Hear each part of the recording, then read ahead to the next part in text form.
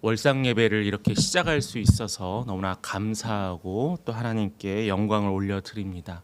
월상 예배는 이스라엘에서 첫 달의 첫날을 예배로 드렸던 것을 기념하면서 한국 교회에서도 드렸던 예배의 시작이기도 하고요.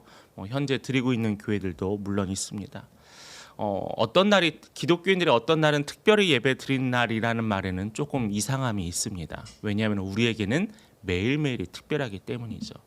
그럼에도 불구하고 특별한 새벽 예배, 특세라는 이름이 있는 이유는 우리가 평상시에 못하고 그런 신앙의 훈련을 하지 않았다면 특별히 이날만큼은 그 신앙의 훈련을 다시 한번 시작하는 계기가 바로 이 특별한 날들의 의미이기도 합니다. 오늘 새벽 예배는 말씀은 우리가 지금 마가복음으로 계속 부활절까지 진행이 될 텐데 오늘 이 마가복음의 말씀을 가지고 나누도록 하겠습니다. 예수님께서 데가볼리 지방에서 사역을 하시고 갈릴리 지역에 이르셨습니다.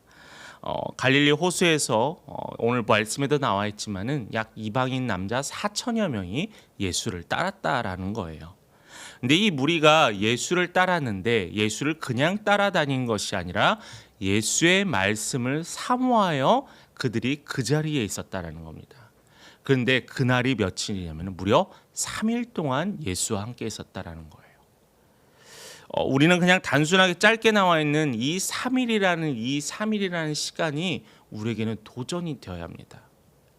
하나님의 말씀을 얼마만큼 사모했으면, 예수가 전한 하나님의 나라가 얼마나 궁금했으면, 그들의 영혼이 얼마나 갈급했으면 그들은 3일 동안 먹는 것도 멈추고 그 예수의 말에 집중할 수 있었겠습니까? 그럴 수 있었던 것은 다름이 아니에요. 바로 하나님의 나라에 대한 사모함이 있기 때문이라는 거죠. 우리도 신앙생활을 하면서 무엇을 향한 사모함이 있습니까? 때로는 우리의 궁핍함을, 때로는 우리의 연약함을, 그러나 우리의 가장 궁극적인 목적은 무엇이냐면 하나님 나라에 대한 사모함이라는 거예요. 우리가 어떤 사람, 내가 모르는 사람의 비밀의 이야기를 들을 때 귀가 쫑긋하고 마음이 그곳에 가는 것처럼 하나님께서도 우리 하나님의 말씀을 통하여서 예수님을 통해서 우리 하나님 나라의 비밀을 알려주고 있다는 거예요. 그런데 우리는 여기에 대해서 무감각해지고 있지 않은지 한번 되돌아 보셨으면 좋겠습니다. 이 예배의 자리가 얼마나 귀하고 얼마나 이 자리가 예수의 피값으로 우리가 예배드릴 수 있는 이 자리와 이 시간이 됐는지 우리는 하나님을 기억하며 살아야 할 겁니다. 이 3일 동안 음식을 먹지 않고 예수를 쫓았던 사람들을 향해서 예수는 어떤 마음을 품었냐면 바로 불쌍히 여겼다는 마음. 2절 말씀 보면 예수가 그들을 불쌍히 여겼다라는 거예요. 예수님은 항상 당신의 사람들, 우리를 향해서 뭐라고 비유했냐면은 양이라고 비유했습니다. 양을 이끄시는 목자가 예수셨고요. 그 목자는 그 양을 보고 불쌍히 여겼다라는 거예요. 예수가 그들의 영혼을 불쌍히 여겼다는 게 아니라 오늘은 특별히 그들의 무엇을 불쌍히 여겼냐면은 그들의 배고픔을 불쌍히 여겼다라는 겁니다. 우리 하나님의 가치, 우리 하나님의 말씀은 우리의 하나님의 나라, 우리가 다시 갈 하나님의 천국, 하나님의 복음에 대해서만 이야기하고 있지 않아요. 우리 실생활에서 우리 삶에서 아주 밀접한 것까지 예수는 우리의 삶에 관여하고 계시다라는 겁니다. 그 기진맥진에 있던 3일 동안 궁핍해 있고 굶주렸던, 또한 그들이 그곳을 떠나 자신의 집으로 갈 때 배고파할 것을 보면서 예수는 마음이 아파했다라는 겁니다. 그냥 단순하게 헐벗고 굶주렸던 자들을 동정의 눈빛이 아니라 예수는 진심으로, 예수는 간절히 그들을 사랑하며 그들을 안타까워했다라고 성경에선 기록했습니다. 이게 바로 목자의 마음이고요. 이게 바로 우리를 향한 하나님의 마음이에요. 이 하나님의 마음이 있기 때문에 우리는 죄 가운데서 구원받을 수 있고 이 땅 가운데서 우리는 굶지 않고 하나님께 감사할 수 있는 계기와 시간이 주어졌다는 겁니다. 이것이 얼마나 우리에게 은혜가 되겠어요. 이것이 얼마나 우리에게 감사의 고백이 되겠습니까? 하나님께서는 왜 우리를 채워주실까? 예수님은 왜 우리를 채워주실까? 하나님은 아주 세밀하신 분이거든요. 하나님께 우리가 기도를 할 때, 하나님께 우리가 믿음으로 기도를 하는데 우리의 세밀한 부분까지도 하나님께 책임져 주신다는 거예요. 근데 그것에는 우리가 구체적으로 기도해야 되는 것도 있지만은, 그러나 하나님께서 뭐라고 하셨어요? 하늘에 나는 새도, 이 땅에 있는 들에 있는 핀 꽃도 하나님이 다 채우시고 먹이신다고 했어요. 저도 저의 지나간 시간들을 되돌아보면은 남들이 생각하는 부유함은 없었습니다. 그러나 만족함과 감사함은 있었습니다. 왜요? 하나님이 항상 그때마다 채워주셨거든요. 때로는 물질로 힘든 적도 있었습니다. 때로는 마음이 아팠던 적도 있습니다. 그런데 하나님은 기도하게 하시고 그 기도함으로 채워주셨다라는 거예요. 우리는 예수의 나라, 하나님의 나라를 향해서 선포하고 기도하고 또한 기대하고 나아갈 때 그 외의 것들은 다 채워주신 예수의 은혜를 여러분들이 경험하길 원해요.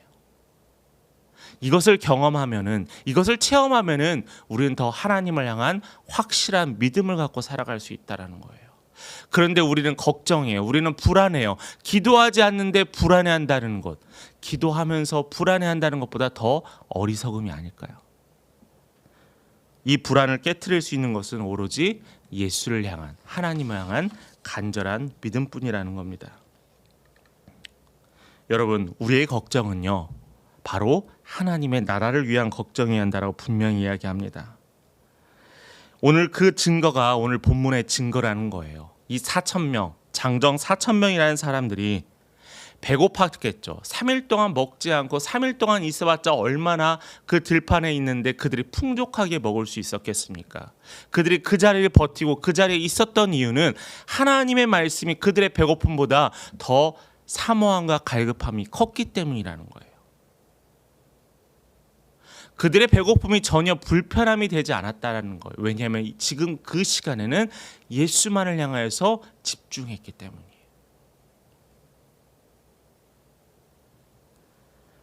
그들의 목적은 하나님의 말씀을 듣기 위함이었습니다. 그들의 관심은 오로지 하나님 나라였어요.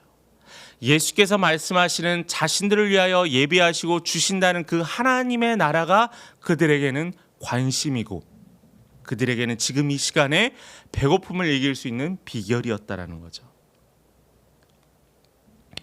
따라서 우리의 고민은 하나님의 나라여야 합니다. 이 땅이 세속화되어져가는 안타까움이어야 합니다. 우리 교회가 거룩함을 잇는 안타까움이어야 돼요. 내가 예수를 먼저 바라보지 않고 다른 무엇을 먼저 바라보는 나의 연약한 믿음이 안타까워야 된다는 거예요. 오늘 그 예수님께서는 4,000명을 먹이시고 그들을 흩으셨다라고 기록하고 있습니다. 10절에 보면은 달마누다 지방으로 가셨는데 갈릴리 지역에 있는 작은 도시였습니다. 물론 예수는 그들에게 풍족하게 먹이시고 그들을 떠나보내시고 다시 예수님은 또 다른 사역지로 가게 됐습니다. 이게 바로 예수의 끊임없는 하나님의 나라를 향한 그들의 예수의 도전이었다라는 거죠. 여러분, 변화하는 거 참 어렵습니다. 그러죠? 이사 가는 것, 이사 준비하는 것 지치기도 합니다. 그래서 사람들이 집을 사는 이유 중에 하나는 이사 이제 너무 힘들어서요라고 합니다. 젊었을 때는 이것도 도전해보고 저것도 도전합니다. 실패라는 것을 젊으니까 할 수 있지라고 생각하면서 계속 도전합니다. 그런데 대부분의 사람들은요, 이렇게 변화하는 것을 좀 주저해요. 안정을 더 추구합니다. 그래서 우리의 기도의 제목도 뭐예요? 평안을 주시옵소서라고 기도를 하잖아요. 그런데 예수의 사역은요, 그러지 않았어요. 예수의 사역은 끊임없는 도전이었습니다. 5병이어 이후에 7,000명을 먹이신 이후에 4,000명을 먹이신 이후에 예수가 그 자리에서 예수를 사모하는 사람들을 향해서 말씀을 선포하고 교회를 세웠다면 안정될 수 있었을 겁니다. 바울과 바나바가 사도행전에 각 교회를 개척하고 복음을 전하면서 많은 사람들이 구름대같이 모였던 그 지역에서 자리를 잡았으면은 그들이 안정될 수 있었을 겁니다. 그런데 그들의 사명은 그것이 아니었어요. 복음이었어요. 그들의 안정은 어떠한 특별한 장소와 거처가 아니고요. 어떠한 모인 사람들의 모임이 아니라 그들의 안정이 뭐였냐면 예수의 안정은 하나님의 품이었다라는 거예요. 그렇기 때문에 우리가 어디에 거하든 우리가 어디에 있든 우리의 안정하게 하고 우리를 평안케 하는 것은 하나님의 품이라는 거예요. 하나님 나를 우리의 가정을 평안케 하옵소서라는 말의 기도의 제목은 뭐냐면은 하나님 우리의 가정이 당신의 품 안에 거하게 하여 주옵소서 우리를 당신이 품어 주옵소서라고 기도하는 거예요.